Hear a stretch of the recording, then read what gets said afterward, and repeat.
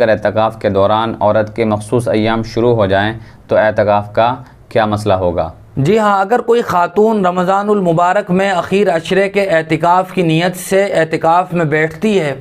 और एतिकाफ़ के दिनों में उसके मखसूस अय्याम शुरू हो जाए, मंथली पीरियड शुरू हो जाए, तो उस ख़ातून का एतिकाफ़ टूट जाएगा। अब उसके लिए ज़रूरी है कि वो एतिकाफ़ से निकल जाए, चूँकि उसका एतिकाफ़ बाकी नहीं रहा है। अलबत्ता रमज़ानुल मुबारक के बाद उसे एक दिन के एतिकाफ़ की क़ज़ा करनी पड़ेगी और उस एतिकाफ़ के दिन में रोज़ा भी रखना पड़ेगा। वो किसी ऐसे दिन, यानी जिन दिनों में रोज़ा रखना ये हराम नहीं है, जो 5 दिन हैं, उनके अलावा साल के किसी भी दिन वो गुरूब आफ्ताब के बाद, यानी मगरिब की अज़ान से पहले पहले एतिकाफ़ में बैठ जाए, दूसरे दिन रोज़ा रखे और फिर गुरूब आफ्ताब तक, मगरिब तक वो एतिकाफ़ में रहे, तो उसके इस एक दिन की सिर्फ क़ज़ा होगी और फिर उसका एतिकाफ़ दुरुस्त हो जाएगा।